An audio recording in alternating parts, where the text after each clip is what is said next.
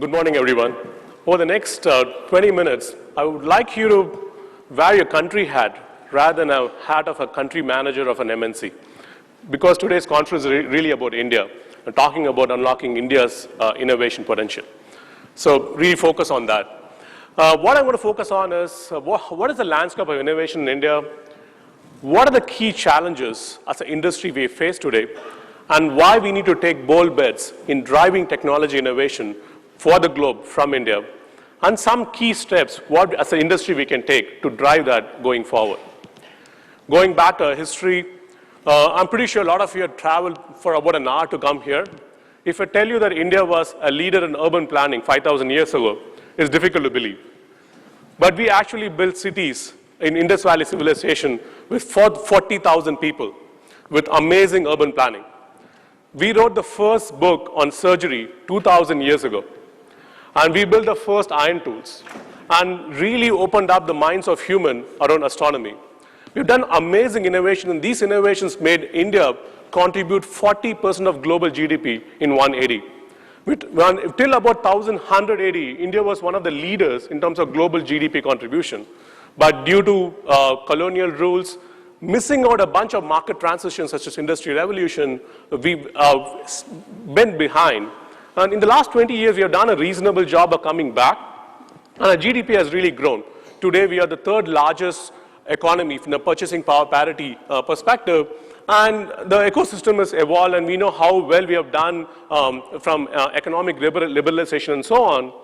However, our innovation capability has not really come back to the levels what we were used to 1,000 years ago.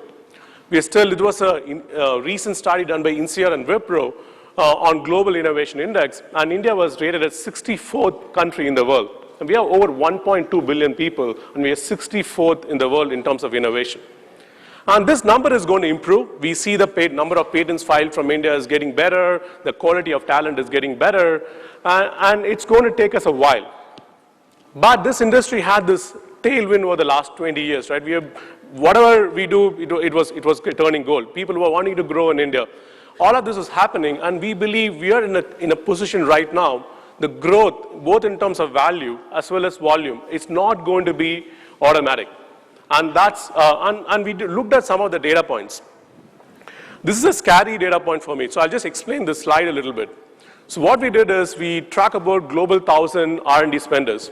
We took for each industry the company which has grown fastest from an R&D perspective in the last 2 years. Right, in software, internet, telecom, semiconductor, automotive, industrial. In each of this industry, the headcount growth in the last 2 years has actually been higher in the US compared to India. 3-4 years ago, you would not believe this will be the case. But companies are growing faster. A company which grew R&D spent 65% in the last 2 years, CAGR, and they're growing faster. And some of these companies, interesting point, is they're not even headquartered in the US. One of the companies here is headquartered in Asia, but they are growing faster in US compared to India. Except for areas such as automotive, where the growth in US versus India is almost similar, in automotive OEM, in other areas, it's slower. And this is a scary thing for us, because these are the leaders from an R&D spend perspective. If the leaders are really growing in other areas, and what would happen to the rest of the companies when they start spending R&D on some of the newer areas? So this made us think a little bit, and this is something we did a few months ago. And we went and talked to a lot of the stakeholders in the US. So a lot of time, the last visit I did, I met with about 25 different stakeholders, really figured out why is this happening? Why are they growing faster in the US compared to in India? So these are some of the things which came up, and we spoke about some of these in the panel yesterday. The first point is really on economic growth. Economic growth has come back in the US. Companies are looking at growing much faster with the customers in the US compared to the growth in emerging markets. India especially has been a disappointing market for most of the companies we spoke to, because they came in, they invested, but the market has not grown the pace in which they thought the market is going to grow. Second is whole agile collaboration scenarios, where companies want to have their engineering teams close to each other, and having a global team in India and China makes it a lot difficult for them to drive agile development. And third is in terms of disruptive technologies. Today, even an automotive company is getting competition from startups. Tesla is giving a run for the money for large OEMs in Germany as well as in the US. So companies are looking at, hey, I'm getting this competition of startups, and these guys have a very, very small team than the bloated team I have in 35 different locations across the globe. Is it really a need for me to have these? And even if I have this, I'm not really able to compete. So every CEO is looking at how do I shrink my R&D talent and co-locate them and compete and defend the market share from startups. So these are some of the macro global trends. And you look at some of the local trends, we talked about some of these. We have the sense of entitlement. Second, another issue we have seen is large global roles, people driving global roles from India, moving back with these roles back to the US. And again, the India Center has to start from scratch because they don't have any succession planning for people to drive these roles from India. And finally, on innovation, we had a couple of great innovations win awards yesterday, but these are few and far between. Compared to what we see in 1 square kilometer in Silicon Valley, we are not able to see in entire India in terms of innovation. So these are some of the challenges we face as an industry. And then we thought, so what do we do? And what are the things we need to do as an industry for us to move forward? And the things we heard from global stakeholders is, hey, you guys can keep doing what you're doing, but unless you're going to take leadership in driving technology for the company, unless you're going to drive certain new technologies and take leadership on these areas, our mind share is going to continue to reduce on what India can contribute to the company. And when you come back and talk to the global stakeholders here, they're all talking about efficiency, productivity. I'm driving this process efficiency, process innovation. We are the first in the company who are driving this process innovation. But nobody is talking about technology. End of the day, these are technology companies, and you would get mindshare only if you take leadership in technology. It's kind of common sense, but we try to find all the other reasons for not doing that because it's hard, right? Then we spend some time looking at all the different consulting companies, analyst firms, technology companies on what they call as key disruptive technology over the next 10 years. Then looked at what are the technology areas can India truly take leadership. And we looked at a whole bunch, about 20-odd technology areas. Then we had a few parameters. We looked at, and the common things are, we look at cost, we took away cost. Okay, let's not consider cost in this analysis. Second thing about installed talent, we said, okay, let's not look at installed talent, but let's look at potential of the talent in India, and also market potential in medium to long term. We also then included things like culture.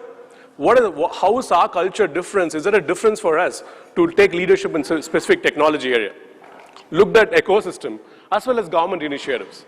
And we picked the 4 areas which came out on the top. So big data, mobile computing, social computing, and renewable energies. And there are other areas I'll talk about a little bit. For each of these areas, then we looked at where is the strengths. In big data, clearly, the talent, market, government, a lot of these are very positive from India taking leadership. Second, in terms of mobile computing, market is clearly a leader. Clean technology, market, government initiatives. So each of these areas, the reason why India can take leadership was different, but yet again, very powerful reasons.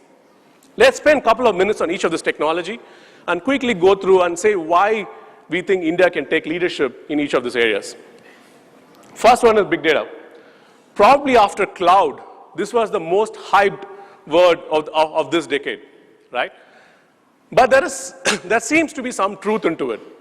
90% of the data today in India or in the world has been created in the last 2 years. 90% of the data created in the last 2 years, right? And the world population in this decade is going to grow by 10%.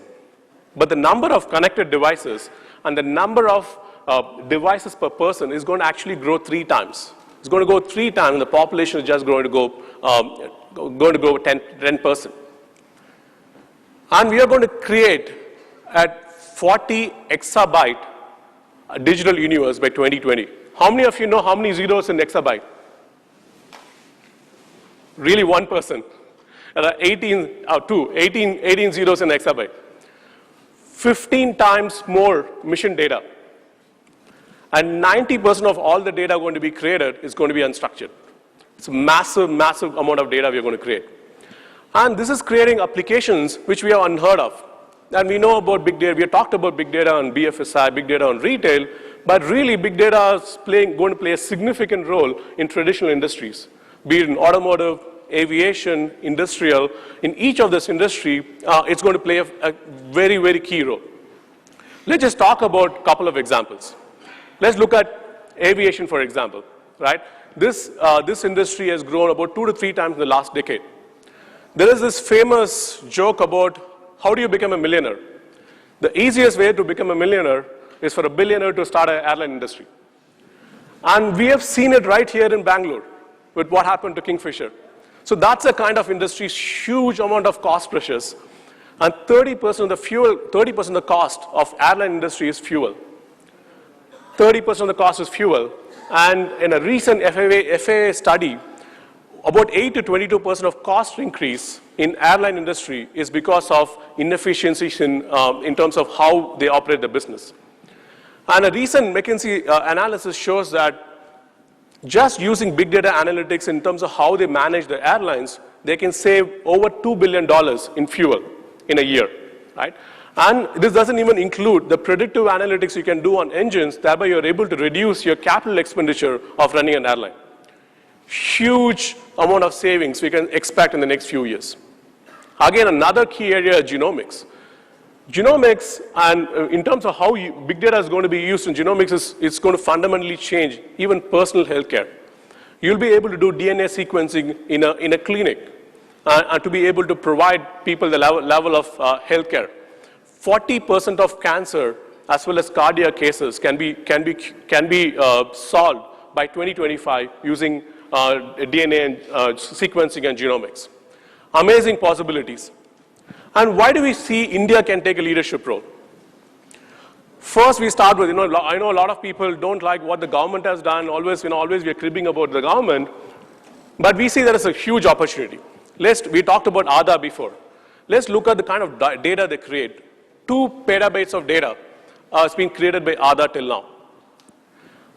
200 million biometric matchups happen every day. 100 million database transactions happen every day. And Aadhaar, the entire infrastructure is developed and managed by companies like here who are sitting in this audience, and we can take leadership in driving this technology, which is first to the world kind of technology. Second is RTI. RTI is creating a whole bunch of unstructured data on a daily basis. With increased awareness, even BCCI is going to come into RTI. With increased awareness, a lot more data is going to be created. And how can large multinational companies take leadership in driving technology, which will make it easier for us to provide transparency on RTI data? If we can do that, it's going to fundamentally change how democracies are run, not just in India, but across the globe. And ecosystem, and we have seen companies such as Yahoo, EMC, IBM spending a lot of money in improving the ecosystem. And the startups in this area are smoking hot in India. 3 out of the 10 most funded startups in the globe in big data are actually right here in India. And there are some things we can learn from these startups. Capillary technology got angel funded, got VC funded right now, and Harvard Business Review has talked about capillary technologies as a leader in terms of reverse innovation, taking a product, building it, selling in India market. Now they're taking it global and being extremely successful. A lot of things to learn from the startup. And here is why we believe India can take leadership in driving big data. Here are some unsolved problems. Can we come up with the first affordable genomic solution for cancer from India? Can India lead the development of next generation data management platforms? Can India lead the development of data centers for Internet of Things? These are open, unsolved problems. As an industry, can we take leadership and find solutions for some of these problems? And that's a question for everyone in this room. Let's look at the next area.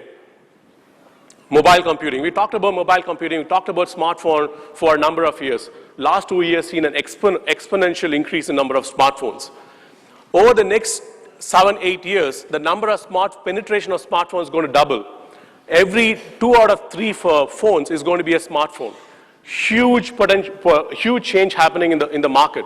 Take any industry, healthcare, education, workforce productivity. We are going to save over $1 billion in each of these areas. 10 to 15% reduction in cost of treating chronic ailments. 80% of K-12 is actually going to use online courses going forward. Huge impact going forward in this area. And we are not really talking about smartphone, we talk about mobile computing. Companies are, Daimler has really built a new business called Daimler Mobility Services. And they have built an innovation called Car2Go, which is supposed to increase the number of people sharing cars in Europe from 700,000 to 20 million. So we are not talking about mobile computing, we're really not talking about just smartphones, we're really talking about a car as a mobile platform. There are a whole bunch of wearable computings are coming in. From your bands, from augmented reality, we have a startup showcasing augmented reality here in the conference today, and gesture-based recognitions. And many of you have seen the TED video of MIT graduate and say, wow, this guy is awesome, and this can happen only in MIT. Do you know where this guy, Pranav, used to work before? He used to work at the Microsoft R&D Center in Hyderabad. That's the kind of talent we already have in the ecosystem. We are not really channeling them to do the right things. They have to go outside the country to be able to drive these. And why India? 90% untapped market.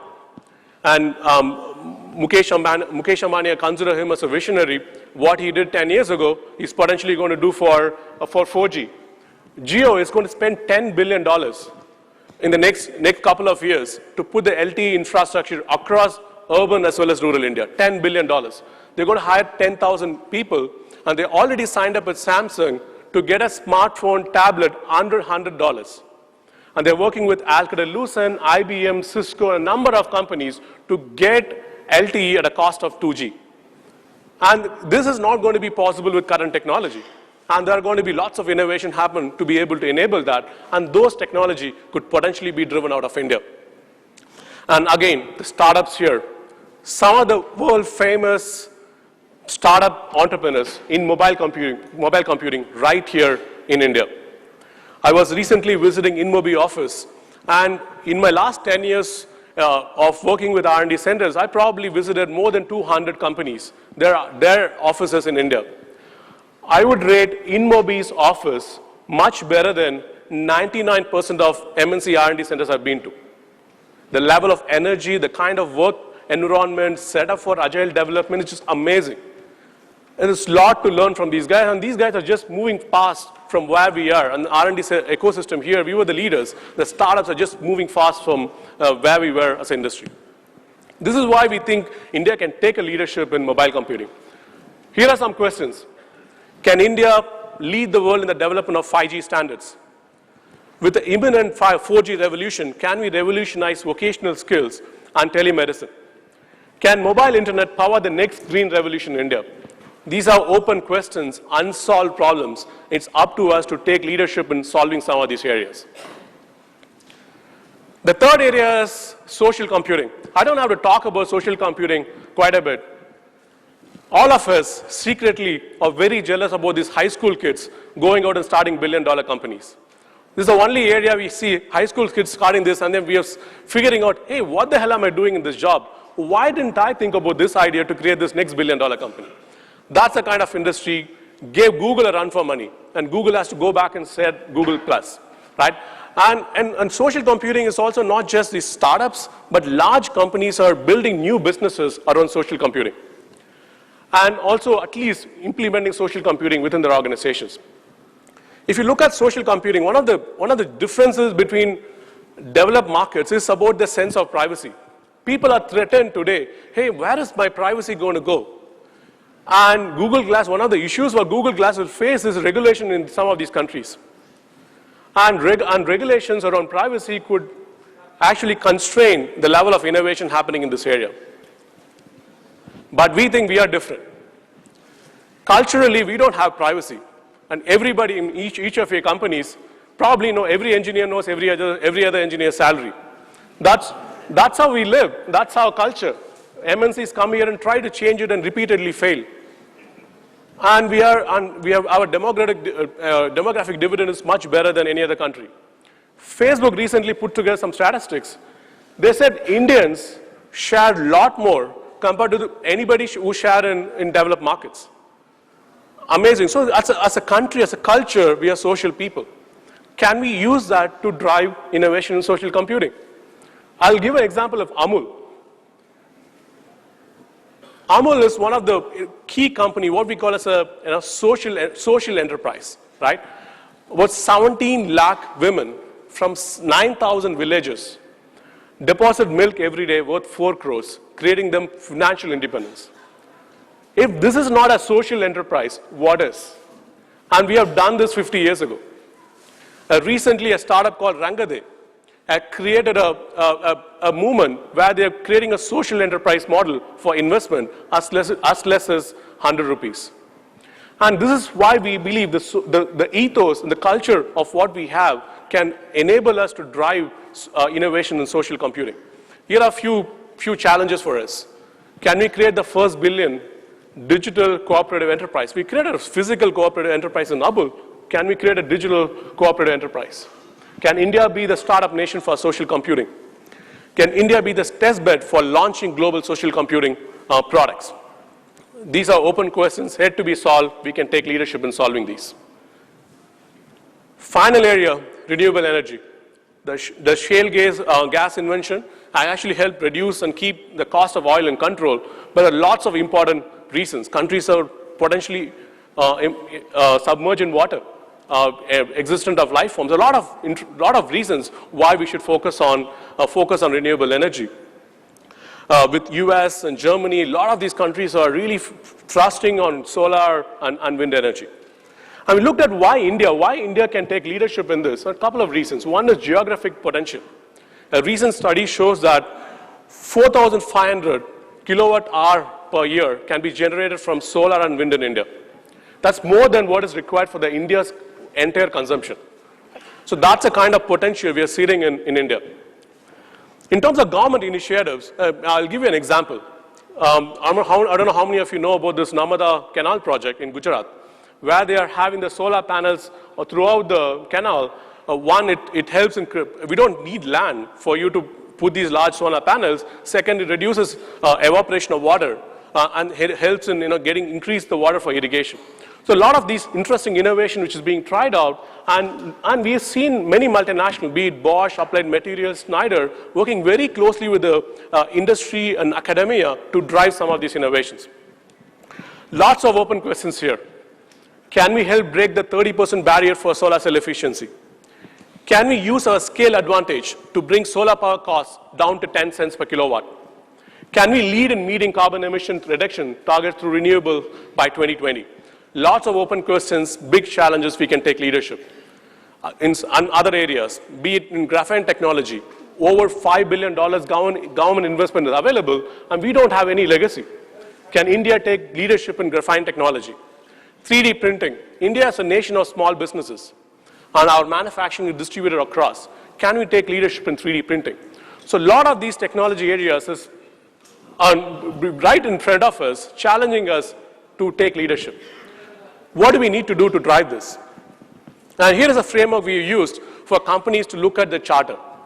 The charter can be defined as top-line business, top-line top-line business, top-line technology, bottom-line business, and bottom-line technology.